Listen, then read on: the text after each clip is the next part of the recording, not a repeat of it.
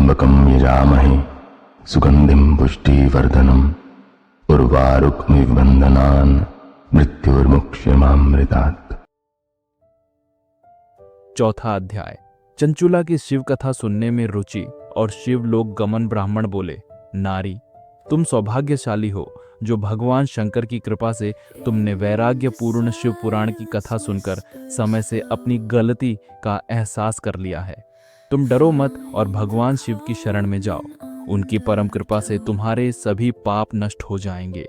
मैं तुम्हें भगवान शिव की कथा सहित वह मार्ग बताऊंगा जिसके द्वारा तुम्हें सुख देने वाली उत्तम गति प्राप्त होगी। शिव कथा सुनने से तुम्हारी बुद्धि शुद्ध हो गई है और तुम्हें पश्चाताप हुआ है तथा मन में वैराग्य उत्पन्न हुआ है। पश्चाताप ही पाप करने वाले पापियों के लिए सबसे बड़ा प्रायश्चित है। पश्चाताप ही पापों का शोधक है, इससे ही पापों की शुद्धि होती है। सत्पुरुषों के अनुसार पापों की शुद्धि के लिए प्रायश्चित पश्चाताप से ही संपन्न होता है। जो मनुष्य अपने कुकर्म के लिए पश्चाताप नहीं करता वह उत्तम गति प्राप्त नहीं करता, परंतु जिसे अपने कुकृत्य पर हार्दिक पश्चाताप होता है वह अवश्य उत्तम गति का भागीदार होता है, इसमें कोई शक नहीं है। शिव पुराण की कथा सुनने से चित्त की शुद्धि एवं मन निर्मल हो जाता है। शुद्ध चित्त में ही भगवान शिव पार्वती का वास होता है। वह शुद्धात्मा पुरुष सदाशिव के पद को प्राप्त होता है। इस कथा का श्रवण सभी मनुष्यों के लिए कल्याणकारी है, अतः इसकी आराधना व सेवा करनी चाहिए। यह कथा भव बंधन रूपी रोग का नाश करने वाली है।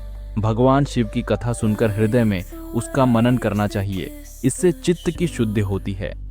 चित्त शुद्धि होने से ज्ञान और वैराग्य के साथ महेश्वर की भक्ति निश्चय ही प्रकट होती है तथा उनके अनुग्रह से दिव्य मुक्ति प्राप्त होती है। जो मनुष्य माया के प्रति आसक्त है वह इस संसार बंधन से मुक्त नहीं हो पाता। हे ब्राह्मण पत्नी, तुम अन्य विषयों से अपने मन को हटाकर भगवान शंकर की इस परम पावन कथा को सुनो। इससे तुम्हारे चित्त की शुद्धि होगी और तुम्हें मोक्ष की प्राप्ति होगी।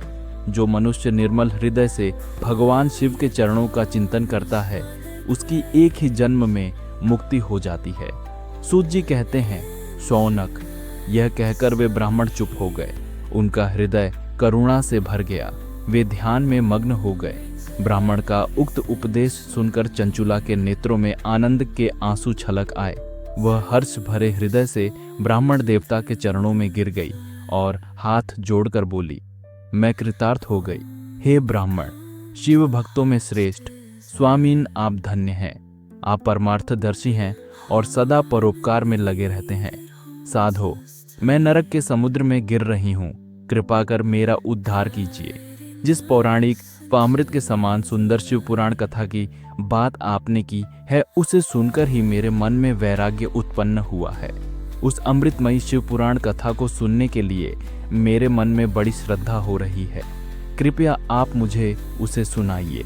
सूत जी कहते हैं, शिव पुराण की कथा सुनने की इच्छा मन में लिए हुए चंचुला उन ब्राह्मण देवता की सेवा में वहीं रहने लगी।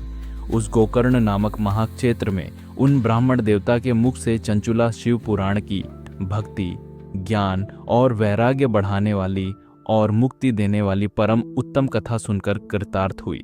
उसका चित्त शुद्ध हो गया। वह अपने हृदय में शिव के सगुण रूप का चिंतन करने लगी। वह सदैव शिव के सच्चिदानंदमय स्वरूप का स्मरण करती थी। तत्पश्चात अपना समय पूर्ण होने पर चंचुला ने बिना किसी कष्ट के अपना शरीर त्याग दिया। उसे लेने के लिए एक दिव्य विमान वहां पहुंचा। यह विमान शोभा साधनों से सजा था एवं शिवगणों से सुशोभित था। चंचुला विमान से शिवपुरी पहुंची। उसके सारे पाप धुल गए। वह दिव्यांगना हो गई। वह गौरांगी देवी मस्तक पर अर्धचंद्र का मुकुट व अन्य दिव्य आभूषण पहने शिवपुरी पहुंची। वहां उसने सनातन देवता त्रिनेत्रधारी महादेव शिव को देखा। सभी देवता उनकी सेवा में भक्ति भाव से उपस्थित थे। उनकी अंग कांति करोड़ों सूर्यों के समान प्रकाशित हो रही थी। 5 मुख और हर मुख में 3-3 नेत्र थे। मस्तक पर अर्धचंद्राकार मुकुट शोभायमान हो रहा था। कंठ में नील चिन्ह था। उनके साथ में देवी गौरी विराजमान थीं, जो विद्युत पुंज के समान प्रकाशित हो रही थीं। महादेव जी की कांति कपूर के समान गौर थी। उनके शरीर पर श्वेत वस्त्र थे तथा शरीर श्वेत भस्म से युक्त था। इस प्रकार भगवान शिव के परम उज्ज्वल रूप के दर्शन कर चंचुला बहुत प्रसन्न हुई। उसने भगवान को बारंबार प्रणाम किया और हाथ जोड़कर प्रेम, आनंद और संतोष से युक्त हो विनीत भाव से खड़ी हो गई। उसके नेत्रों से आनंद अश्रुओं की धारा बहने लगी। भगवान शंकर व भगवती गौरी उमा ने करुणा के साथ सौम्य दृष्टि से देखकर चंचुला को अपने पास बुलाया। गौरी उमा ने उसे प्रेम पूर्वक अपनी सखी बना लिया। चंचुला सुखपूर्वक भगवान शिव के धाम में उमा देवी की सखी के रूप में निवास करने लगी। Like the waves that kiss the shore,